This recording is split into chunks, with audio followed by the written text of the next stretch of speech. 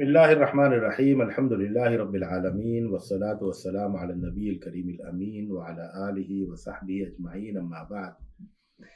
برادران عزیز، رمضان المبارک کے اس سے متعلق اس مبارک سلسلے کے کی ایک اہم کڑی آج کا عنوان ہے کہ رمضان المبارک اور اجتماعیت کا درس،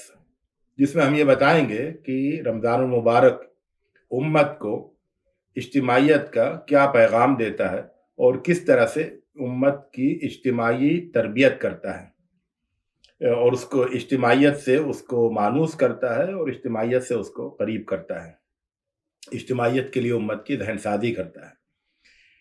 تو جب ہم عبادات پر غور کرتے ہیں تو کچھ عبادات وہ ہیں جو کہ اعلانیہ اجتماعیت کا درس دیتی ہیں، جیسے نماز ہے تو نماز کے لیے باقاعدہ اذان دی جاتی ہے، سب کو بلایا جاتا ہے اور سب لوگ پھر ایک ساتھ جمع ہوتے ہیں، ایک مسجد میں جماعت کے ساتھ نماز ادا کرتے ہیں اور اجتماعیت کا ایک نمایاں مظاہرہ کرتے ہیں اور اس کی تربیت لیتے ہیں۔ زکوٰۃ میں زکوٰۃ کا اجتماعی نظم قائم کیا جاتا ہے اور اجتماعی طور پر زکوٰۃ وصول کی جاتی ہے اور لوگ ادا کرتے ہیں۔ حج میں اجتماعیت کا بہت بڑا مظاہرہ ہوتا ہے، پوری دنیا سے لوگ ایک جگہ جمع ہوتے ہیں اور پھر ایک ساتھ مل کر ایک بڑے مجمع کی صورت میں حج کے مناسک کو انجام ادا کرتے ہیں۔ لیکن یہ جو روزہ ہے نا، رمضان کے روزے، یہ اجتماعیت کا خاموش درس دیتے ہیں اور بڑی خاموشی کے ساتھ اجتماعیت کی تربیت کرتے ہیں۔ تو آپ دیکھیں کہ جب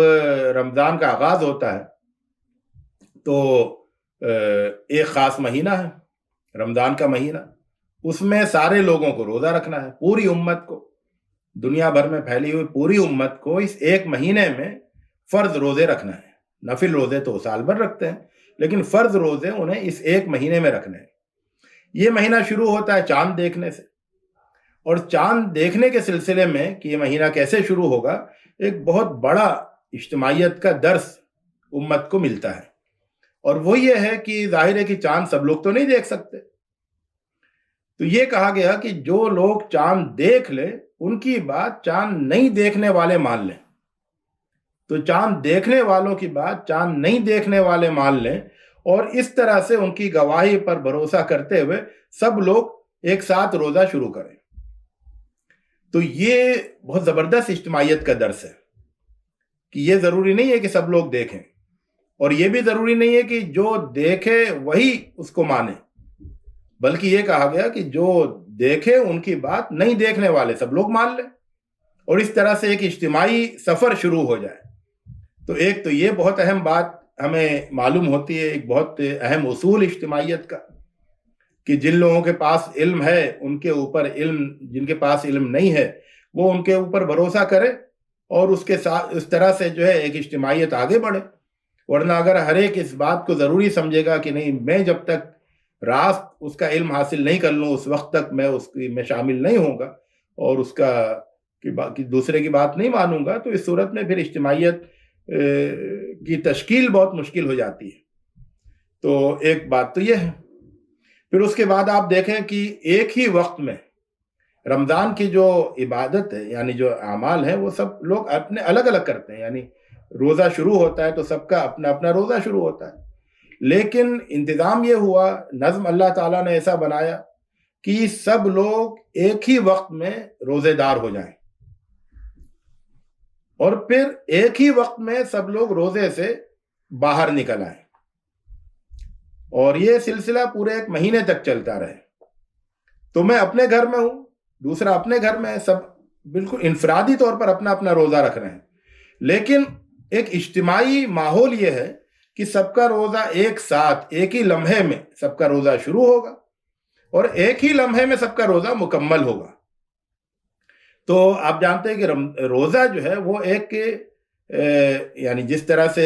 نماز ہے، زکوٰۃ ہے، حج ہے، تو یہ کرنے والی عبادت ہے،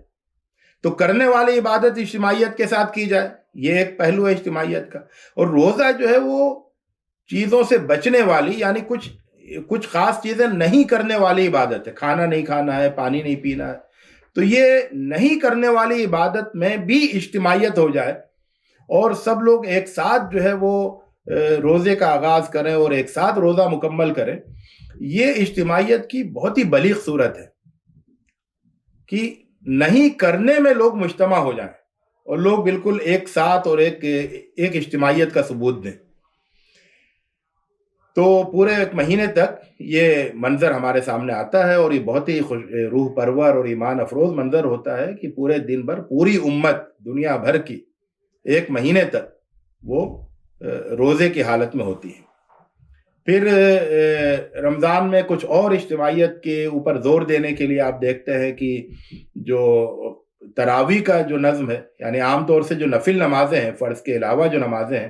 وہ جماعت کے ساتھ نہیں ادا کی جاتی ہیں، لیکن تراویح کا جو نظم ہے وہ جماعت کے ساتھ ہوتا ہے، اور اس کا فائدہ یہ ہوتا ہے کہ لوگ ایک دوسرے کا حوصلہ بڑھائیں، لمبی عبادت کر کے، لمبی نمازیں پڑھ کر لوگ ایک دوسرے کا حوصلہ بڑھائیں اور اس کے ذریعے سے پھر رمضان کی راتوں میں عبادت کا ایک ماحول بنے۔ اور پھر یہ بھی ایک پہلو ہے کہ رمضان میں اجتماعیت کا کہ لوگ ایک دوسرے کی فکر کرتے ہیں کہ کس کے پاس سحری کا سامان ہے، کس کے پاس افطار کا سامان ہے،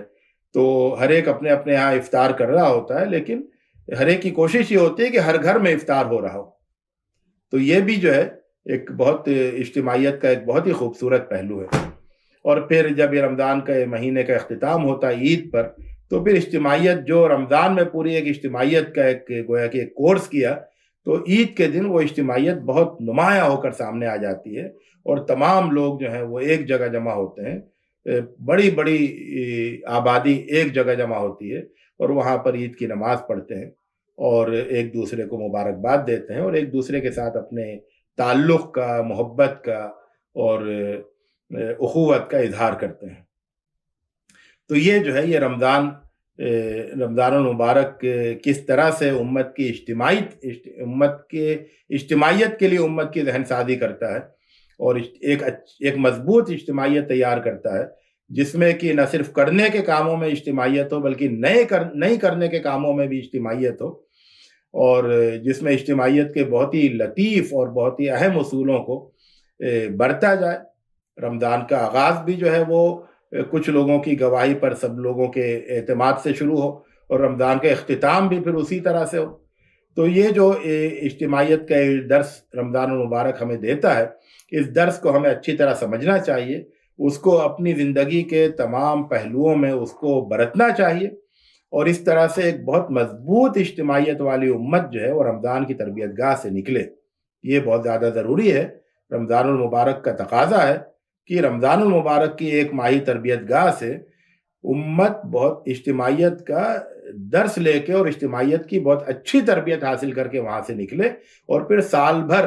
زندگی کے تمام شعبوں میں اس اجتماعیت کا عکس اور اس اجتماعیت کی روشنی اور اس کا اثر جو ہے وہ نظر آئے۔ اللہ رب العزت سے دعا ہے کہ وہ ہمیں ایک متحد اور امت اور اجتماعیت سے مانوس اور اجتماعیت کے تقاضوں کو پورا کرنے والی امت بنائے، ہمیں اس کی توفیق دے۔ وآخر دعوانا ان الحمد للہ رب العالمین۔